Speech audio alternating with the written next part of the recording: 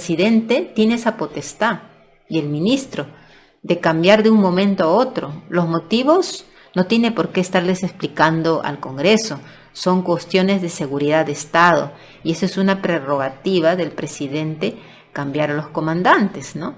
Ahora, por supuesto que Cueto, representante del montesinismo, que bueno, está en todos los ámbitos del Estado, realmente en la Fiscalía, en el Poder Judicial, en la Defensoría del Pueblo, en la Contraloría. Bueno, pues el montesinismo tiene sus adeptos en todas partes, ¿no? Porque el sistema está corrupto e intocable. La verdad, nada ha cambiado, ni siquiera en el Poder Judicial. Vemos al señor Aníbal Torres, la verdad que me deja mucho que desear. Ya estoy teniendo serias sospechas sobre él, porque he escuchado y aparte he leído de que Aníbal Torres fue decano en la Universidad San Marcos cuando se acuerdan que Fujimori intervino en muchas universidades y empezó a hacer una persecución contra estudiantes protestatarios, y no solamente estudiantes, sino maestros post-protestatarios, ¿no? Y empezó a despedir ahí muchos maestros y bueno, pues Fujimori, ¿no? Como dictador que era, lo que quería es evitar la protesta, el sentido crítico, la filosofía, ¿no? Que se estudie economía política, que haya profesores que orienten, no que adoctrinen, sino que orienten, ¿no? De la filosofía, porque uno tiene que leer de todo, ¿no? Y de acuerdo a eso discernir, no solamente que le cuenten una versión de las cosas, sino todo y discernir, ¿no? Las causas de la miseria, las causas de la explotación, porque no solamente se trata de ver lo que sucede, ¿no? Las crisis, ¿no? Crisis sociales, crisis económica, la crisis en salud, etcétera, sino hay que ver el origen de por qué sucede esta injusticia, qué está pasando con la economía del país, ¿no? A dónde se están yendo todos esos recursos.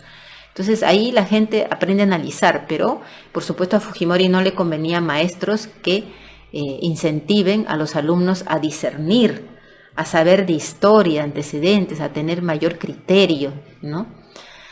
No les convenía y bueno, pues aquí hubo un atropello, ¿no? En esta etapa interventora por parte del fascismo, ¿no? Del fascismo fujimorista, porque son fascistas del fujimorismo, que es un tipo de fascismo que de algún modo llega al Perú para servir a los poderes fácticos, porque finalmente ellos son serviles a esos poderes fácticos. No pertenecen a ellos, sino entra a un gobierno para servirse y llenarse los bolsillos a través de la corrupción, como lo hizo él. Y la amenaza, pues, son las universidades, el crisol de conocimiento, de lucha libertaria, la rebeldía que hay en las universidades. Y para aplacar eso, pues, Fujimori intervino. Y en ese momento decano fue Aníbal Torres. Y por eso ahora nos explicamos muchas cosas, ¿no? Porque ustedes, díganme, sinceramente, desde que él ha entrado como ministro, ¿no? de Justicia, ¿qué cambio ha hecho? Como dijo Belmont, ¿hay algún documento de lucha frontal contra la corrupción? ¿Hay algún documento? No hay ninguno. ¿Qué cambios ha hecho en las leyes? ¿Qué cambios de fiscales? No ha movido nada. Ahora ya es sabido que el fiscal Vela, aquel que se paseaba por todos los medios de comunicación, recuerda, incriminando a Vladimir Cerrón. Sí, cuando hicieron los allanamientos, apurado por hacer los allanamientos, ¿no? En los locales de Perú Libre, en el domicilio de Vladimir Cerrón, hicieron el descerraje violento, salteándose el tiempo de plazo que le dieron a Perú Libre, un mes, para que presente toda su documentación, se saltearon y fueron a buscar la documentación rompiendo cerraduras y todo, ¿no? Y eso el fiscal Vela inmediatamente se fue a cada medio de comunicación a decir que habían encontrado documento importante que incriminarían a Vladimir Cerrón. ¿Cómo es esto? Ahí se nota claramente qué persecución. Ahora se sabe que el fiscal Vela tiene sus anticuchos, pues, ¿no? De eso les voy a hablar en otro programa, pero ¿qué hace? Más parece el ministro de Justicia que persigue, él es parte de ese cerebro que lo que quiere es perseguir a Perú Libre. Da la impresión, pero básicamente con Vladimir Cerrón y todo lo que es el partido Perú Libre, ¿no? Porque incluso recuerden que Vladimir Cerrón era una mala influencia para el presidente, ¿no? Queriendo provocar el cisma, y es uno de los que ha colaborado con esta separación del presidente con el partido, que eso no es estratégico. Siempre el partido debe estar junto con el presidente, aún con sus diferencias, desencuentros, con todo lo que pueda ser parte de un proceso entre un partido y el presidente que fue elegido. Puede haber discrepancias, puede haber incluso discordia en ciertos momentos, polémica, pero no separarse totalmente, como lo que ocurrió, porque toda separación es capitalizada por la derecha para justamente meter a sus operadores. ¿Y quién contribuyó a esa separación? Pues Aníbal Torres fue. ¿Y quién también evitó que el presidente hiciera cuestión de confianza para defender al gabinete Bellido, que nos hubiera llevado a una renegociación por las utilidades del gas de camisea? Él ya lo hubiera hecho ya. Mira, hace cuántas semanas han pasado, como 2 o 3 semanas, y eso ya estuviera avanzando a favor del pueblo peruano, de la nación. Sin embargo, todo se paralizó. ¿Y quién estuvo ahí anunciando que de ninguna manera iba a haber cuestión de confianza, ¿no?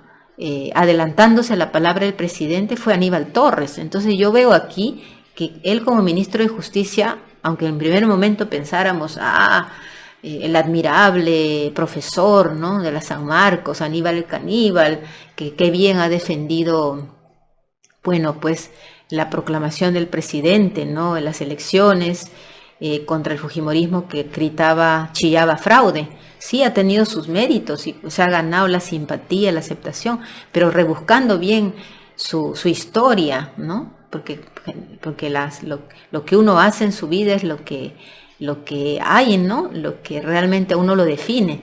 Y además, con lo que está pasando actualmente, que ya hay 100 días y no veo nada concreto que haga el señor Aníbal Torres, ¿no? Entonces uno se pone a pensar, pues, ¿qué está pasando, no? Cómo él está haciendo frente al fujimontesinismo que hay en todo el Poder Judicial y en todos los estamentos del Estado, ¿no? Bueno, disculpen que me hice esa digresión, pero era importante aclarar. Entonces, como les seguía diciendo, prácticamente pues Cueto, este señor de Renovación Popular, ¿no?, junto con Montoya, pues están muy preocupados por estos cambios en las Fuerzas Armadas. Lo que pasa que ellos, de algún modo, si se sienten reconfortados, que aunque no estén en el gobierno, tienen pues a elementos en puestos claves, en mandos claves, el fujimontesinismo, ¿no?, que se ha apoderado de estos mandos desde hace tiempo ya, ¿no?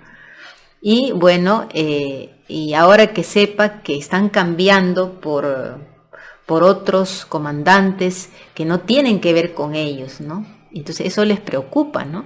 Y bueno, lo que han expresado en el caso de congresista fujimontesinista Cueto, ha dicho: no hay una emergencia, primero, ¿no?, sobre esto de que los militares participen un mes en apoyar a la policía, ¿no?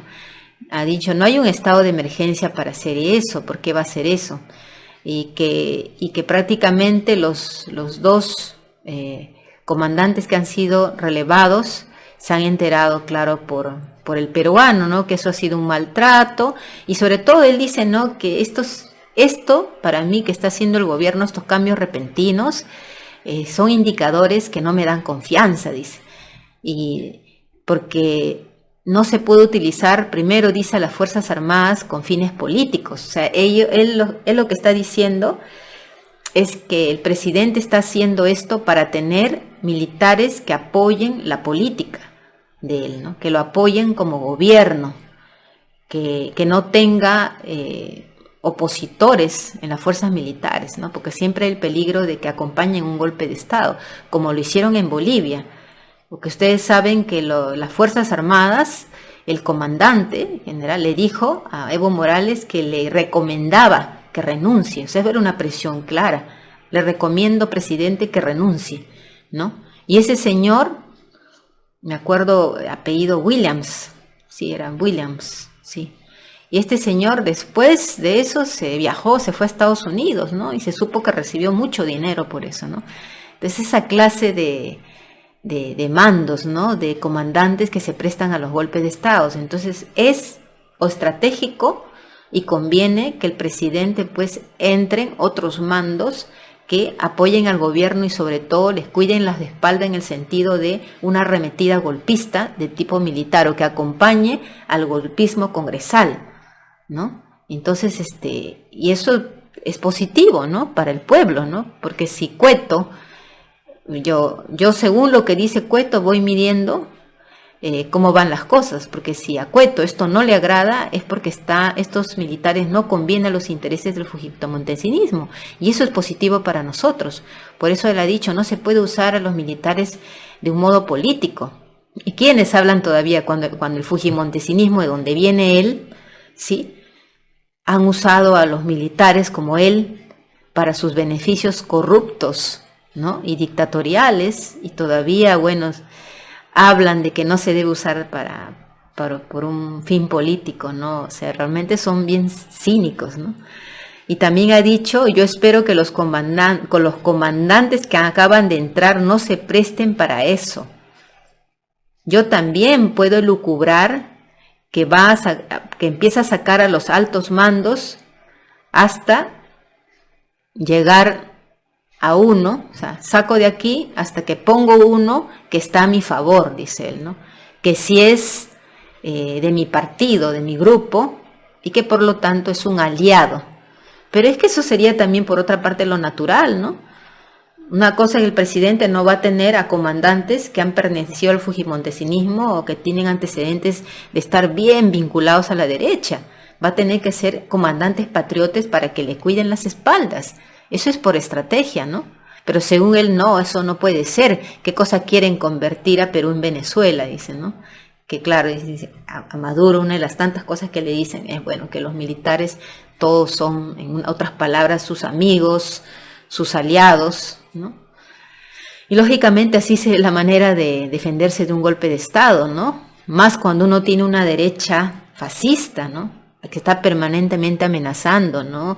Y militares retirados como Cueto, Montoya, que, bueno, pues se atrevieron esa vez, ¿se acuerda?, a hacer la carta con otros más retirados, de hacer una carta prácticamente llamando un golpe de Estado, ¿no? Entonces es importante que el presidente haya hecho sus cambios. Es muy importante, ¿no?, que tenga mandos a su favor.